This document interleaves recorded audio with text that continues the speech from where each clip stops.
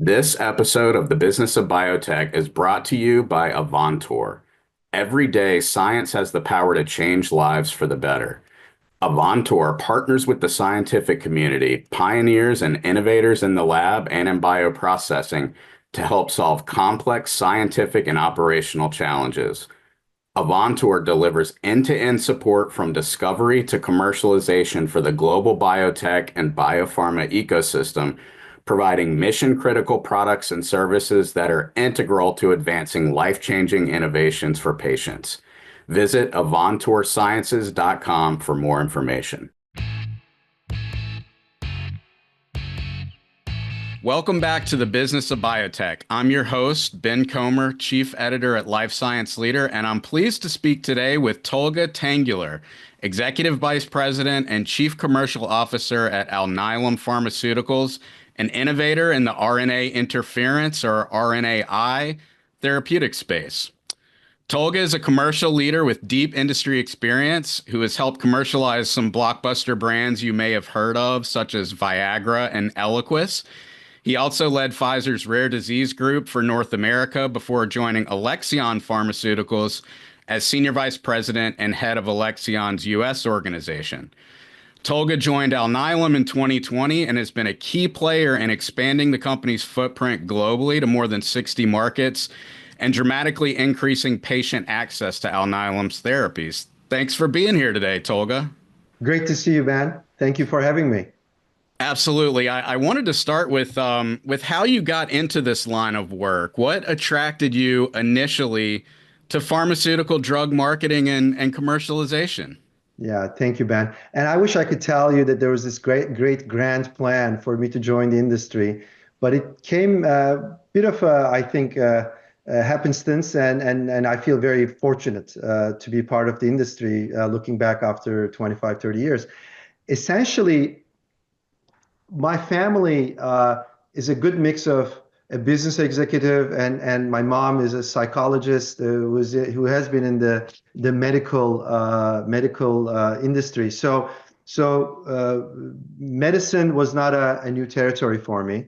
While I was at business school, I had a number of offers, one of which was actually an offer from Merck that was part of the leadership development program, which really fit very nicely with something that my father always used to say, which is, if you want to do something and if you want to lead something, learn from the bottom and understand how actually the sausage is being made. So Merck leadership program was actually a great opportunity, and that's why I actually picked it. And of course, again, science, medicine, technology weren't areas that were too unfamiliar for me. So that was actually a great start.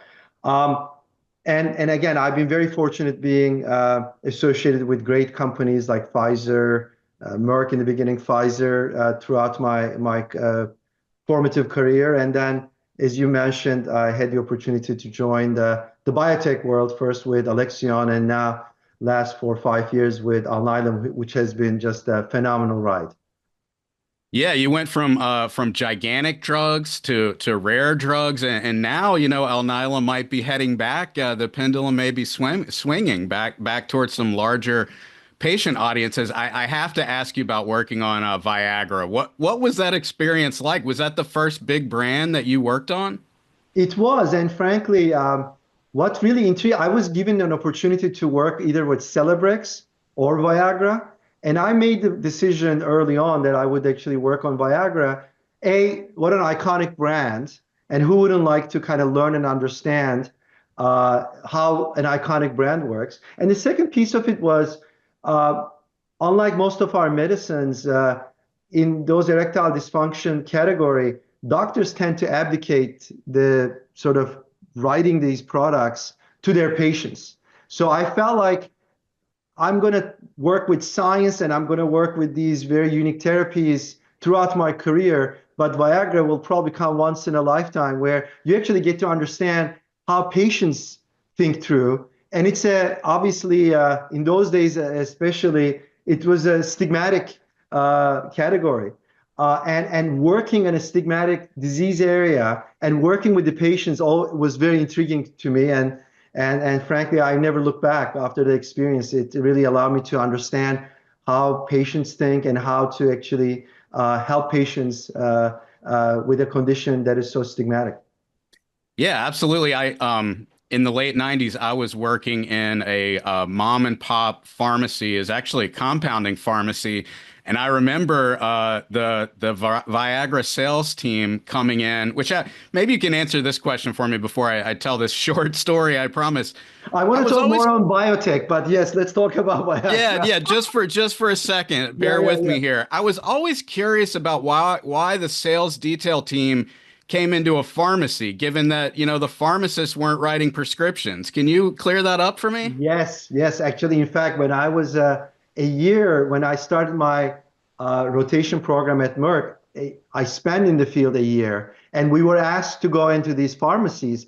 It was mainly because you wanted to understand how the pharmacist reacting to the patient needs and also understand if they see any demand. So we would actually just talk. It was always a bit of an optional call in those days. I don't think we do that anymore as an Yeah. industry. And you have, ability to capture a lot of data and insights through third party without going to these pharmacies. But it was actually a bit of an industry standard in the 90s. You're spot on. Yeah, well, what I remember from the sales detail folks that came through was a Viagra calculator that you may remember this. It was flat, and you pushed a button on it, and the top kind of rotated around, and then ultimately stood the calculator up a little bit, which we were, as a high school male, I was very, very Tho- tickled by. tho- But anyway, Well, listen, those are some of the practices that I'm so glad that the industry moved away from. right. Well, I was going to use that as a segue to ask you, how launching and commercializing new therapies has changed since you worked on Viagra in the early aughts. Yeah, I mean, listen, like everything, the industry had some growing up to do, and I think we did. And obviously, the diseases that I'm so keen on commercializing, which is simply a word meaning how do we get this product into the hands of the patients, and how do we actually generate value, and how do we then bring that value back to our companies that continue to innovate for transformative diseases that patients that need the most. So that's been my passion, and that's how we've evolved. And what I really like about the space that we're in has a lot to do with the words that I just used, which is high unmet medical needs and transformative therapies. And society right now, in the right way, start valuing and rewarding those actually products that truly make a difference, so that you don't get to work on spend a lot of human and capital to areas where you're just developing a Me Too product. That is no longer acceptable, and that's not where you generate value. And let me tell you also another personal story about why I'm so keen on actually working on those products. Is a lot to do with my son and his journey. About in the middle of my career, this is just before I start leading the rare disease unit in North America for Pfizer. My son was diagnosed with leukemia, childhood leukemia. He was 11 years of age, and even though I was in the middle of my career in the pharmaceutical biotech industry, and I always thought I was very patient focused, and I always cared about the impact that our medicines or potential medicines will make on people. But boy, when that hits you in your family in a very personal way, you start looking at things very differently. And frankly, that was one of the reasons why I was attracted to rare, because you knew that the impact, that individual impact you can make, is really profound on a single life. And now, obviously, with the therapy areas that we're working on Alnylam for the future, is what really excites me is you can actually make those profound impact in a much broader population. And what's so great about Alnylam is, and I guess we'll get into this, is the technology platform that we have that enables us to do, whether it's a single genetic mutation condition, or a protein that may actually impact a significant illness like hypertension or hypercholesteremia. Yeah, well, thanks for sharing that story. Did your son survive? He did. I should have said that. Yes, he's a annoying 20-year-old college student. He's doing great. And we all recognize that none of those things are for granted. Yeah. Yeah. Well, I'm happy to hear that. I wanted, yeah. And by the way, I mean, let me add this. He wouldn't have survived if it wasn't for our industry and science. Because only 50 years ago, this was a death sentence. Now Right. the prognosis rates are as good as 90%. So that's the progress that we need to continue to make because there are a lot of kids out there, there are a lot of adults out there whose illnesses are not transformed yet. But we were Right. very lucky that we got into that bucket of diseases that science and medicine have figured out a way to solve it. What would you say is different about launching and commercializing an RNAi drug versus other more established drug modalities? And I'm thinking, we had a short call just to prepare for this Yeah. podcast, Tolga, and one of the things that came up was this kind of I don't know if I want to call it inertia, but a comfort level or a resistance to change that you might sometimes encounter Yeah. with prescribers. And I'm curious, I guess, first, what's different, what you would say about what's different about commercializing, launching an RNAi drug, but also how you bring such a new modality to physicians and overcome, some of those kinds of resistance to change that they might present. Right. Yeah. So, I mean, listen, I find it to be honest as an opportunity. I think we talked about Eliquis and how, at the time we had head-to-head data both on the primary endpoints like, stroke prevention and risk reduction and safety versus Coumadin, which is a 50-year-old product that's been out there for blood thinners, for blood thinning. And essentially, even though you had a head-to-head trial that showed superiority versus Coumadin in both on primary endpoints as well as on safety, doctors were not willing to make the change. They all felt like, they were able to control the patient's bleeding, which was not an easy dosing, and you had to get liver enzyme tests and everything. And that took us a while. So there's, I guess, an inherent condition in all of us, and also with doctors, to be a little skeptical about new treatment options. What's so great about, I think, what Alnylam provides and allows us to rethink is the fact that you can literally do a subcutaneous injection every 3 months to, lessen the hypercholesteremia. One of our products is right now being marketed by Novartis. It's the product named Leqvio. So that is, I see that the numbers are picking up. That is exactly the example where how doctors tend to resist. Now, I find that actually also gives us an opportunity to completely rethink how medicine is practiced. We're currently working on a product called zilebesiran that is subcutaneous in the injection every 6 months.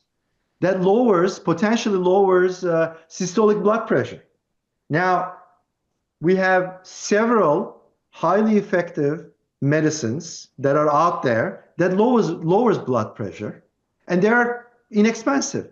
Yet, for any account, there is about 20 million Americans that suffer uncontrolled blood pressure that results in stroke and other significant consequences of blood pressure. So why is that? Well, one of the answers is actually probably patients are not taking their medicines every day. Once a day pill or twice a day pill, as simple as it is, now I'm that age where I'm taking some of those medicines. I can tell you, I miss them and I know what the consequences are. So bringing a medicine that is highly effective and safe, and with a simple subcutaneous injection that you visit your doctor or a nurse comes in your home and injects you, opens up a whole set of opportunities. And that really excites me because commercializing a new technology in that respect is really, really, I think, advantageous. But it's going to require us to also challenge ourselves to see how we actually bring some of those opportunities in mind. Now, the other plus I think that we have that maybe um, amazing gene therapies, therapy options are actually struggling is we're not one and done. We're not actually required to change how we get reimbursed. Actually, we fit nicely into the reimbursement structure that is currently set for medicines that are taken regularly. We don't need to actually price our disease as one and done, which actually gives us some advantages to actually work within the existing reimbursement system. And those are, I would say, actually, it's not going to require us to change. But at the same time, these treatment regimens that are actually infrequent and simple with a subcutaneous injection may give us a sort of an opportunity to force the healthcare system to rethink how medicine is practiced. That brings to mind for me a key commercial issue that I wonder if I'm sure some of our listeners for the business of biotech will know about this. Others may not, though, which is the gross to net issue. And I noticed in Alnylam's fourth quarter and 2024 earnings report that there were some positive gross to net adjustments made in the US during the fourth quarter. And I wonder, Tolga, would you mind just giving a brief, very high level explanation of what gross to net is? Yeah, essentially, it's the your product's revenue minus minus essentially your royalties and rebates and cost of goods. So that's how gross to net is adjusted. And look, I mean, I think it's a question of for a company that is destined to change how medicine is practiced.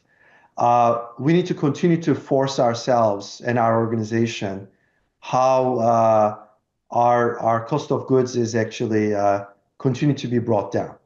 And this is an area where obviously we're not a biologic. We're also not a small molecule.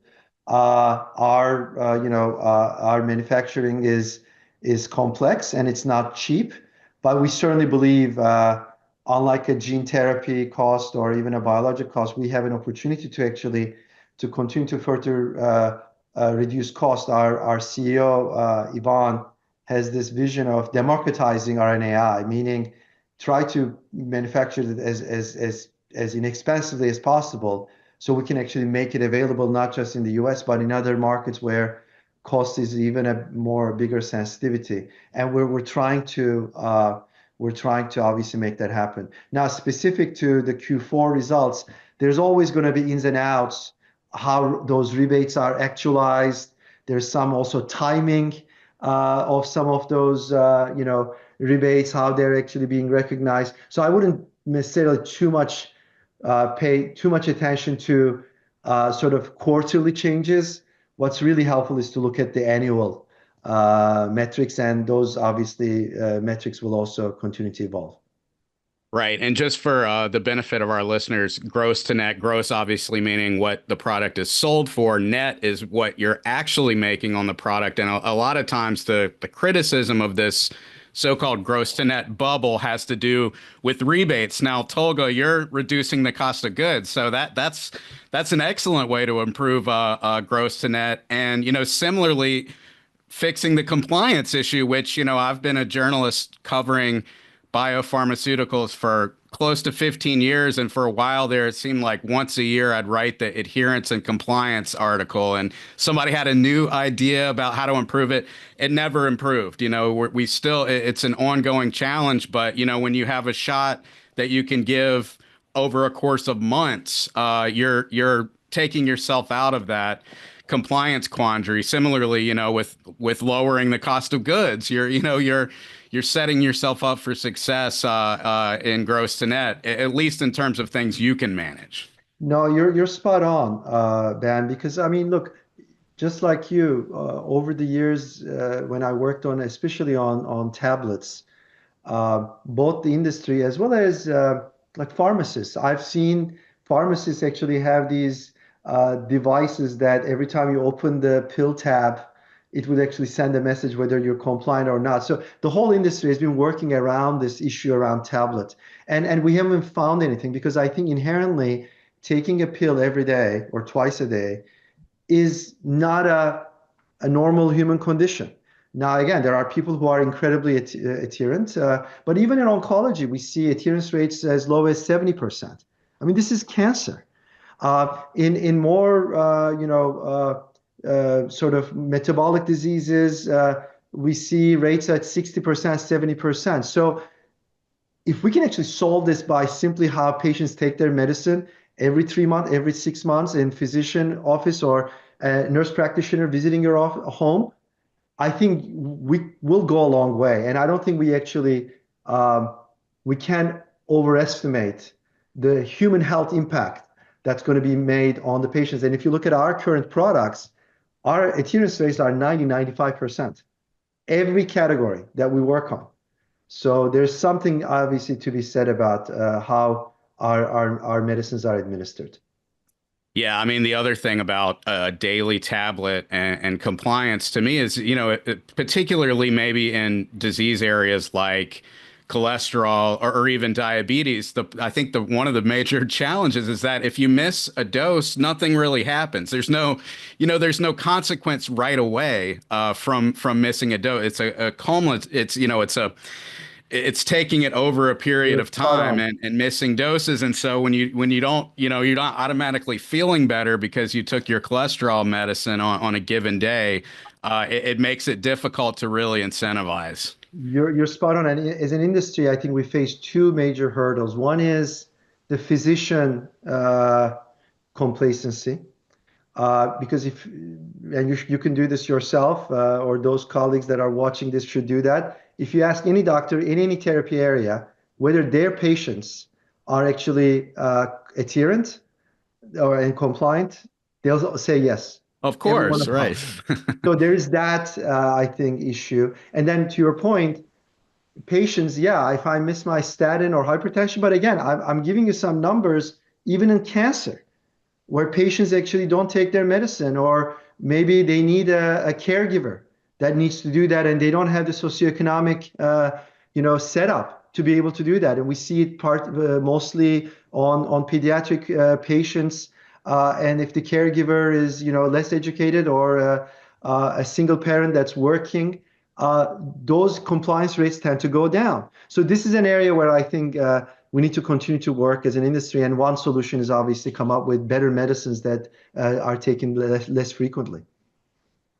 I mentioned it in the intro, Tolga, about Alnylam's global expansion. Yeah. Almost half of the company's revenues now are coming from ex-US markets. What can you say about the strategy that Alnylam followed to accomplish this, and what are some of the biggest challenges in building a large and growing global footprint? Yeah, I mean, first and foremost, I don't think I can take the full credit of the Alnylam expansion strategy because those actually who founded the company always had this really bold vision. And frankly, since I've arrived in 4 or 5 years ago, what I've been able to do is to actually embolden that strategy even further. Now, to your point, we do generate about 40, 45% of our revenue. We're continuing to grow in terms of volume, about the same rate that you would see in the US. And frankly, it's mainly driven by how I believe we're approaching our expansion. And for a small biotech, I think we're punching way above our weight. And I don't think we ever look back about having that international presence. But we do it very thoughtfully and very carefully because actually it can put a strain on your resources having that geographic footprint. But the potential benefit of investing a little bit on your ex-US markets actually happens that you actually balance your revenue flow. So that's actually a big plus. You start finding opportunities where there might be some endemic regions that are less in the US. We certainly see that in our ultra rare disease area. And as you grow, you don't need to leave a lot of value on the table for a third party or a distributor that actually ends up actually really commercializing your product, where you get to keep that value again to transfer it into your research and development. So with that outlook, what we did is we start looking at the globe, not just geographically, but actually we looked at it from an market archetype perspective. And what do I mean by that is, if I look at geographies like Europe, there are actually many, many archetypes within that European geographies. You have developed markets like UK, Germany, Spain, Italy, where there's value that's being generated by good reimbursement system, good healthcare system, where you have access to new innovative therapies. But you also have markets where, I don't know, Turkey, Greece, Eastern European markets where access to medicine is less likely, and where you don't want to probably spend a lot of time and energy in commercializing and have someone else do it, because the juice is not simply enough, the squeeze. Now, when I look at Southeast Asia, I see more similar markets like the ones that I just described with you, like the distributor markets, like Vietnam and Korea and Singapore, where you actually, again, you may want to go through a distributor and not have your own, direct footprint. But then you have Japan, that actually very similar markets like Germany and UK and Spain. So what we did is we said, let's look at the market archetypes. Let's combine those markets that are similar under one roof. And that's our international market. That actually spans through Canada all the way to Japan, including all major European markets. And then when it comes to those distributor markets, and we call them affectionately our partner in emerging markets, let's consolidate with few. So instead of having worked with like 10, 12 different distributors, let's consolidate them into few, 2 or 3 of them. So we can actually expand through them. That actually helps us to actually minimize disruption. It deepens our relationships. And by the way, it allows us to make them more compliant. So we actually have these partner in emerging markets that we work with few of them and we expand through them. And then we obviously treat our US as our single most important market. And then the rest of the world, we call them partner in emerging markets. Now, the other category we have is our global rare business unit. So unlike our TTR franchise, where we really focus on market by market opportunity, our ultra rare market, we actually consolidate our expense basis in a very small footprint. And our global rare franchise operates as an end-to-end business unit. And that actually gives us a lot of efficiencies and also allows us to focus on, not all markets in ultra rare are equal. So, our global rare team may be focused more on Middle East markets where we see endemic on hyperoxaluria, but then we don't go and maybe work too deeply on France, for instance, because the opportunity may not be as big as some of the markets in the Middle East. Yeah, that makes a lot of sense. I'm curious about what factors you consider when you're deciding whether or not to partner with a distributor or, go as Alnylam. How do you make that call? That's a great question. First of all, it's a very nuanced call, and there's no one single playbook. But what we look at, of course, the longevity and the growth trajectory of the particular category. For any particular time point, we say, look, do we have the resources right now? Because we're just about to become profitable this year, right? That's what we declared. So we still need to look at our sales and administrative costs. We look at then the complexity of the market. Are we going to be able to actually build the regulatory muscles that we need to have? And again, if the longevity, the sustainability of that growth is worthwhile, then we go after it. I'll give you one example. Actually, it's interestingly, originally Australia was a market where we said it's part of this sort of archetype where it needs to be under our international market because you have socialized medicine, you have access to patients, and it's reimbursed. So we said, let's go and work and have our footprint. Then our partner in the emerging market leader gave us a challenge. He said, I can actually make this product available faster, and I can actually do it with a lower cost base.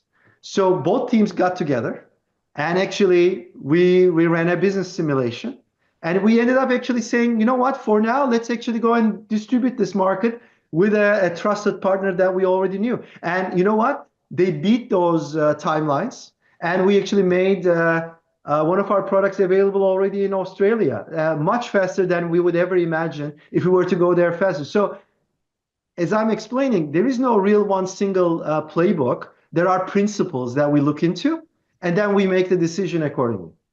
That's really interesting. Who was the partner in Australia?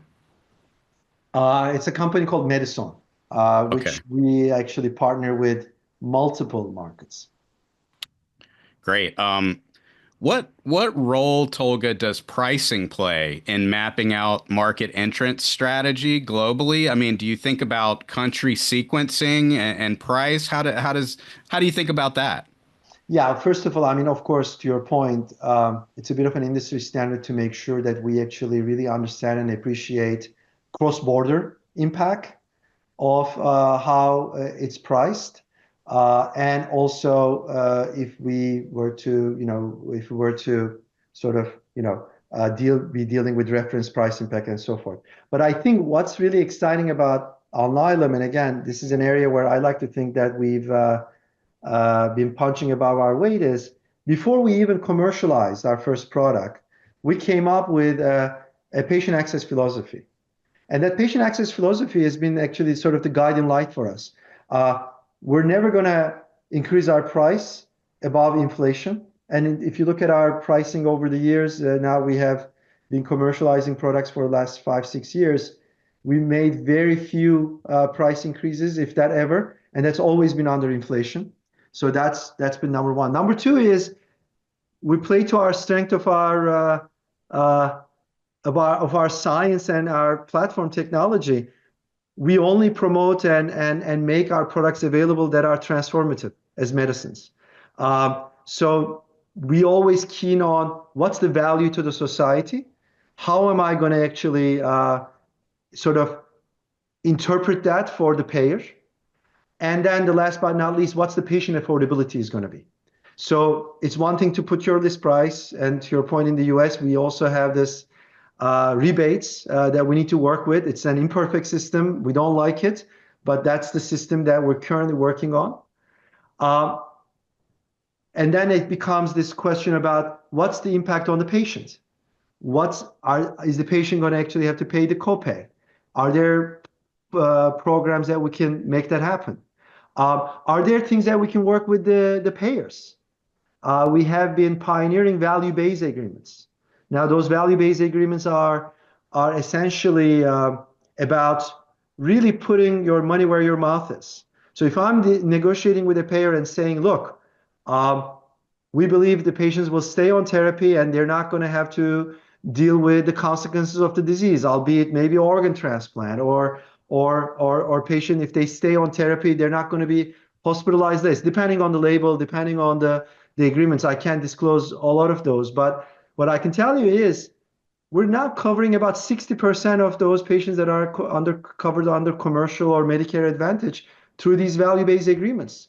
Roughly about 55%, 55 of those.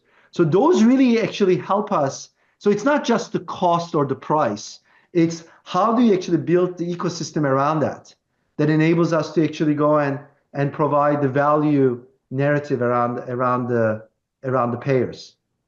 Yeah, I want to get into this value-based contracts topic a little bit. It's something I probably first wrote about this idea of value-based contracts, I don't know, 10 or 12 years ago.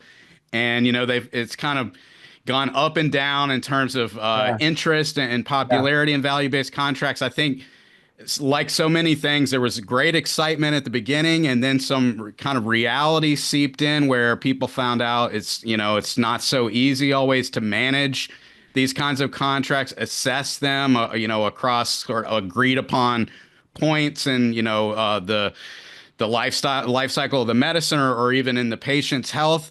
Would it be possible, Tolga, to give us an example or two of a value-based contract that Alnylam is involved with? It's some sort of from Sure. soup to nuts. Explain, what products involved, how it works, how you assess it, how it's managed. Right. So just upfront, I'll be able to give you some flavor, but not all the specifics. But I'm sure it's going to be helpful for your audience. But look, I mean, let's also take the first point you just made. You have to stick with it, right? So one of the great, I think, skills or the values that we have as Alnylam is being very resilient. So when RNAi was in favor, we were there, and RNAi wasn't in favor. A lot of these big pharma companies pulled out. We were still there. And value-based agreement is a bit like that too. If you believe in the theory and if you believe in the practice, working with some partners in the long term, it actually gives you credibility. You also learn from each other, and you start building this as a real capability. So you can't just treat this as a flavor of the month. And because of that, I think I can kind of safely talk to you about some of the programs we have. So you want me to be a little specific. So let me give you a few examples. One of which is in ultra rare. So in ultra rare, what you usually see is, especially in the United States, per treatment cost tends to be higher than your other treatments, and therefore payers avoid sort of end up with these patients. But if you're around there and if you're covering many lives, you're going to end up with some patients. Unfortunately, frankly, not all these rare conditions, a very small percentage of these rare conditions are actually now diagnosed and treated. But when you get them, what you worry is, how am I going to manage this cost inflation?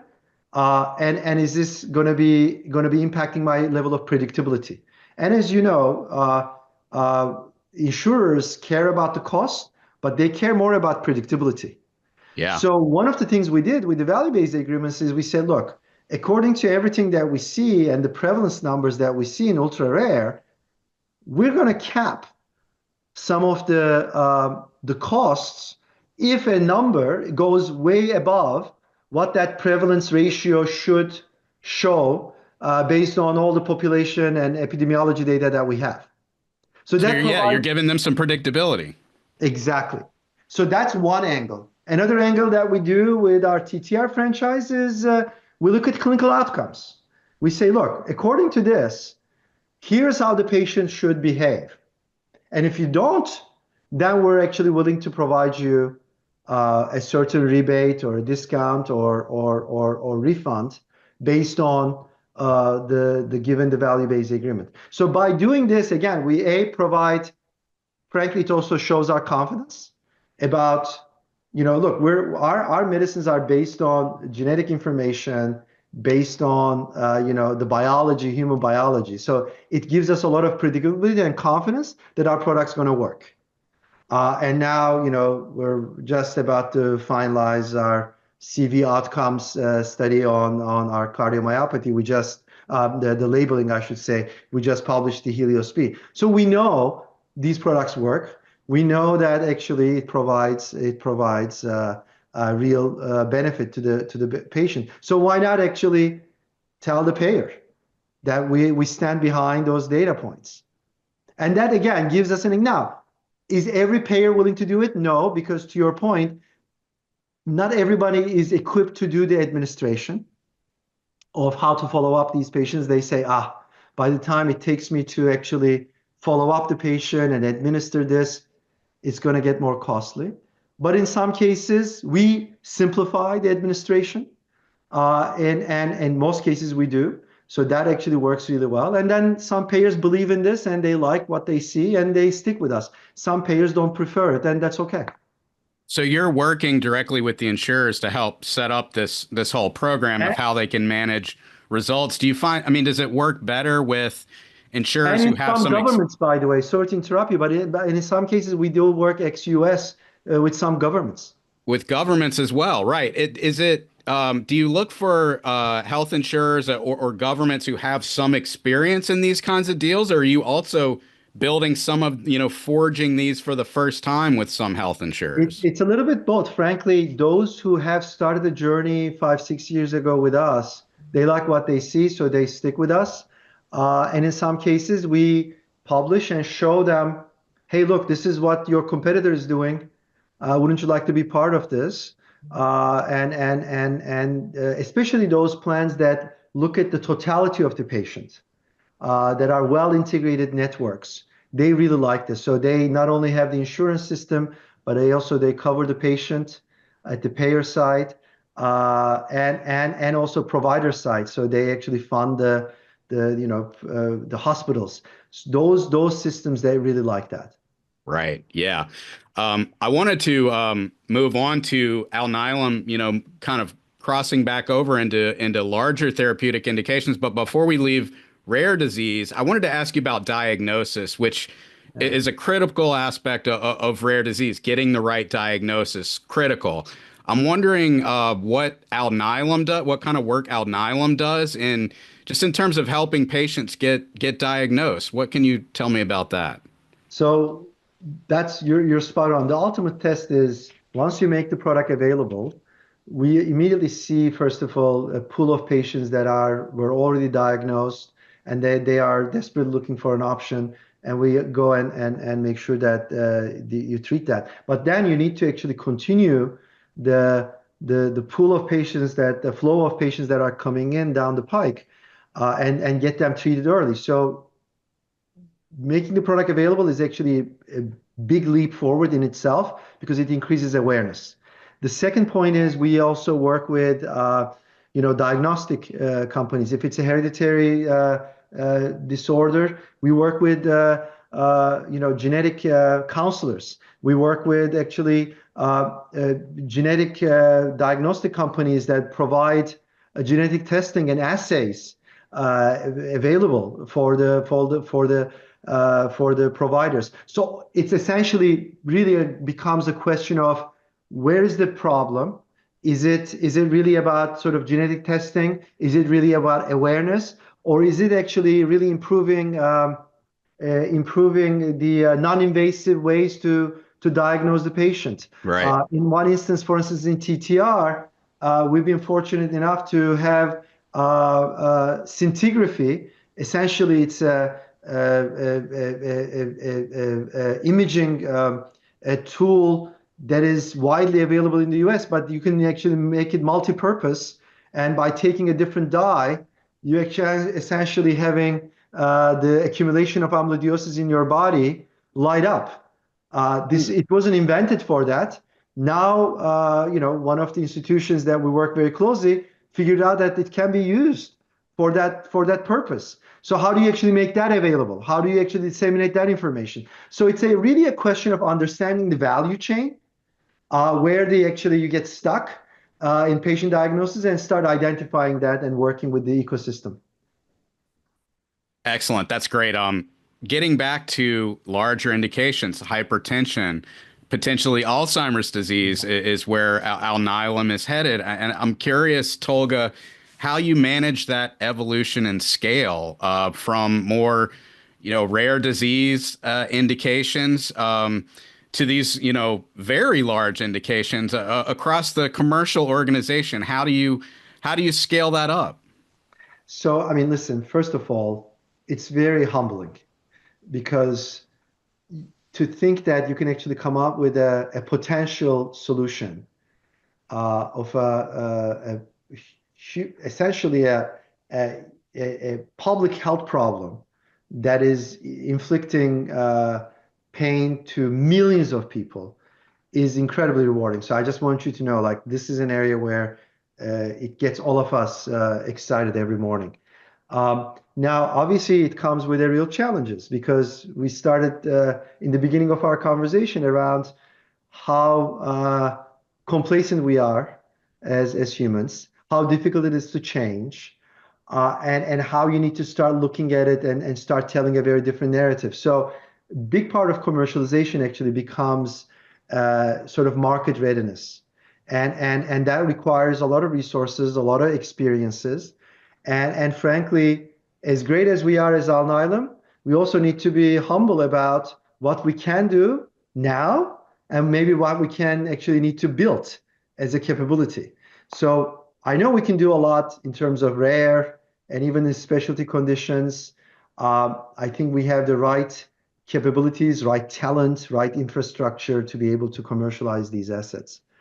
But actually dealing with a more broader public health problem requires a larger organization and a very different mindset. So this time around with zilebesiran, as you know, we actually chose a partner, and I was a big advocate of doing that, even though it's going to require us to share some of that value. But I see it as the value that we can actually create even bigger, more if we were to go alone. So Roche actually has done a great job in areas like multiple sclerosis, even though that's actually more of a special disease. What we Right. liked CNS about them, conditions. Yeah. exactly. What we liked about them is uh, with Ocrevus, for instance, which is a very different mechanism of action. They completely looked at the sort of the ecosystem very differently. So I think that's what you need in a partner with similar values and similar ambitions and a different mindset that will take us there. So I think that was really important for us from a capability perspective. You talked about scale. Capability perspective, you want to work with a partner that you can actually start building those muscles. So we are actually doing 50-50 in the US, Oh, you where are. we are a co-promoter, co-partner, and then we're letting them commercialize entire ex-US. But the next opportunity, we want to be able to actually, commercialize it by ourselves because by the time the next large opportunity comes along, I like to think that we've already had built those capabilities that I just shared with you. I've been told that the 50-50 commercial split was pioneered by Regeneron. Can you confirm or deny that? I don't know. I mean, I don't know if Regeneron did the deal before Pfizer and BMS did on Eliquis. I can tell you, Oh, on Sanofi, Eliquis, right. Yeah. yeah, That was Sanofi, a 50-50 that split. was a 50-50. Sanofi Cintalabo and BMS before Sanofi merged with Aventis. They did a 50-50 for their hypertension program. So I don't know if it was really pioneered. It's a very smart strategy, especially if you're, again, early innings of your commercialization.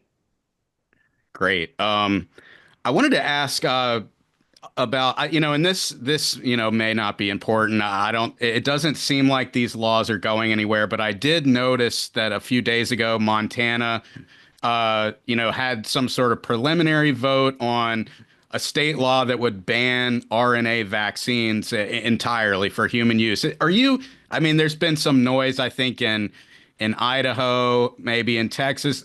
None of these laws are close to coming into effect. But I'm curious if it's something that Alnylam is following. And to your point about kind of setting the table for new treatments, education being a key component of that. Is this something that's on your radar or not? Do you think it's just sort of talk? Yeah. Well, listen, first of all, and first and foremost, uh, we're a very proud American science organization, and our science is based on Nobel Prize winning technology. And this company was founded in 2002, and we've been the pioneers of introducing an entirely new class of medicine. As you know, there's a lot of noise out there, and there's a lot of sort of noise around genetics and RNAi, mRNAi. We're not a vaccine. We're neither a vaccine nor actually an mRNAi, right? We are actually essentially RNAi interference that is actually infrequent, but definitely not a once and done kind of genetic treatment that fits very nicely into the existing ecosystem of how medicine is being treated. And I think once you explain the science and showing the deep safety information we have and thousands of years of patient lives. I mean, we have now already 5 products in the market, and Novartis is obviously expanding the aperture with a hypercholesteremia product, Leqvio, even to many more thousands of patients. We like where we are in terms of our track record. We like where we are in terms of our science and technology. And we believe we need to continue to have that dialogue. If patients are worried about, or the lawmakers are worried about our products, we want to be out there and be able to engage a dialogue and continue to communicate. So look, because we're standing on very firm foundation of our science. We have, I think, 13 or 14 published studies on New England Journal of Medicine and countless other peer-reviewed journals. We stand very firmly on those foundations. Now, it's going to be a question of, are there going to be people that are misunderstanding the science and we need to explain it? I think that's part of the job, Ben, and we're up for it because we believe in what we're here to do and what we're here to provide. In our last couple of minutes here, Tolga, why don't you share your top priorities for 2025? Yeah, but look, I mean, what's obviously very close to everyone, I think the whole industry is uh, upcoming launch on our Amvuttra with the cardiomyopathy indication. As you may know, we have a late March PDUFA date for in the US. And then subsequently, we look forward to launching the same indication in Germany and Japan and the rest of the world after the second half of the year. Now, that's an important launch, not just for the obvious reasons, but what will enable us, frankly, is to continue to bring Alnylam at the forefront of biotech innovation. As you pointed out, we have our pipeline is a dream for many. As you pointed out on CNS, we have assets in hypertension and as well as in hematologic disorders. What this launch is going to enable us to do is to actually create the cash flow that will enable us to actually fund these important innovation that we're about to set out to do. So probably I would say 60-70% of my time is really focusing on the Amvuttra launch. And frankly, this is a focus area for us for the last 4 years. So that is, I just cannot wait to get out there and communicate the benefits of this incredible medicine. But at the same time, continue to actually focus our organization to make the right bets on the pipeline and get the market also ready for those. Those are my sort of top of mind. In the meantime, we talked about scaling. Look, the way I see it is we're building skyscrapers, not just one skyscraper that's TTR, another skyscraper is the rare, but the many things come in neurological disorders and so forth. What I want to make sure is that the foundation that we're building in the commercial organization can apply to each of those skyscrapers. So that's certain foundational capabilities like AI, like how do we actually continue to generate data? How do we actually build those access capabilities like value-based agreements as a consistent capability? How do we actually do omni-channel marketing so that the organization we can focus on real value-based activities and communication on one-on-one, peer-to-peer, where it needs to be, and surround sound it with omni-channel capabilities.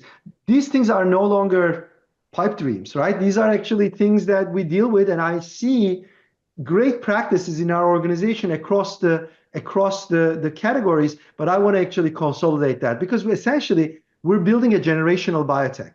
And if you want to build a generational biotech, you need to have the right foundations.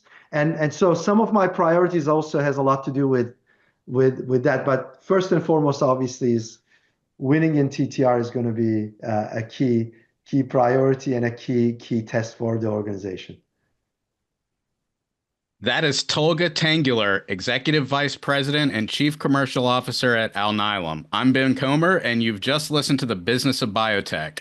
Find us and subscribe anywhere you listen to podcasts, and be sure to check out new weekly video casts of these conversations every Monday under the Business of Biotech tab at Life Science Leader. We'll see you next week, and thanks for listening. Avantor is a leading life science tools company and global provider of mission-critical products and services to the life sciences and advanced technology industries. Avantor works side by side with customers at every step of the scientific journey to enable breakthroughs in medicine, healthcare, and technology. Avantor's portfolio is used in virtually every stage of the most important research, development, and production activities at more than 300,000 customer locations in 180 countries. For more information, visit avantorsciences.com or find them on LinkedIn, X, formerly Twitter, and Facebook.